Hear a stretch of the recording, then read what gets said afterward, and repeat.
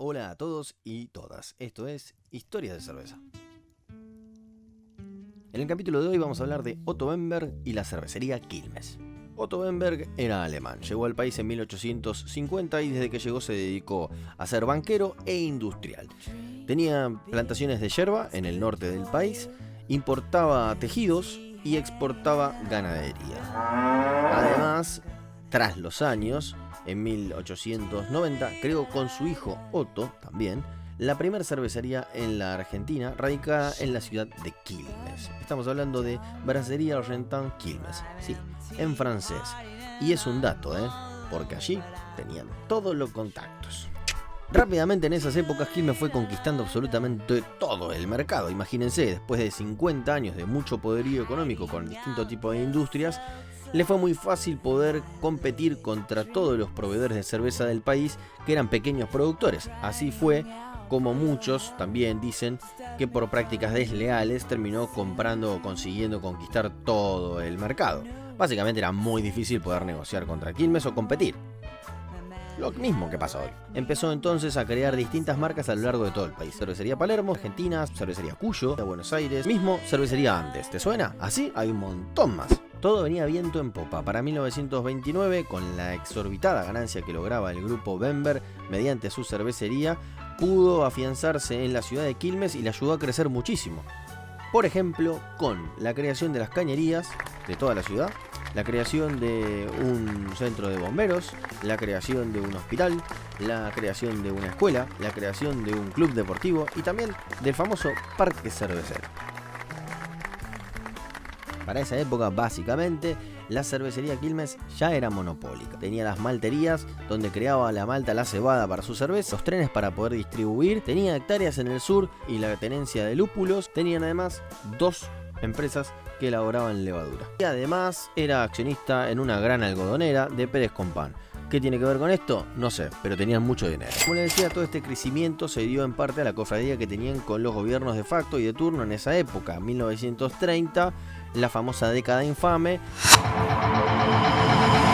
La corriente enérgica y pura que viene con vosotros significa renovación y juventud, paz, progreso, orden y jerarquía de valores en vuestra vida pública intoxicada. En medio de todo esto, fallece el viejo Otto. Ahí hubo una especie de problemilla, la herencia. Ahí se pudrió todo. Pero principalmente cuando llegó él. Juan Domingo Perón, 1945. Ya había una causa por la sucesión en la que se estaba acusando a los Bemberg de estar estafando al fisco del Estado.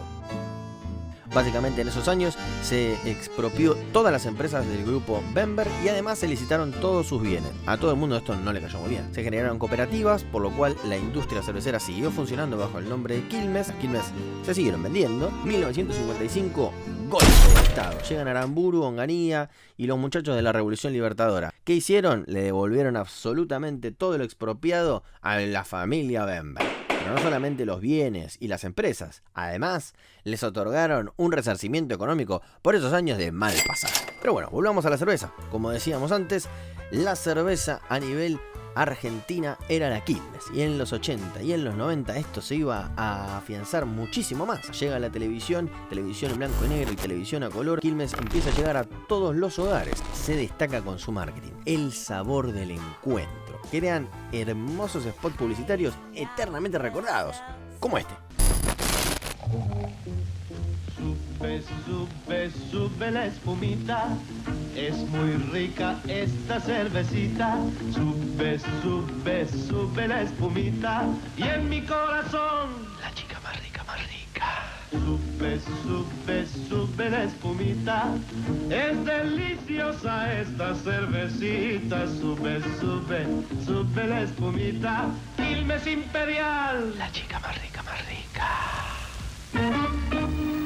Además, en esa época, en los 90, Quilmes tenía 7 plantas industriales en Corrientes, en Zárate, por ejemplo. Compró la principal embotelladora de la Argentina. Además, incursionó en el mercado del agua mineral. Tenía su propia marca de agua mineral, que era Eco de los Andes. Y además, distribuía Gatorade, Nestlé, Tropicana y Glacial.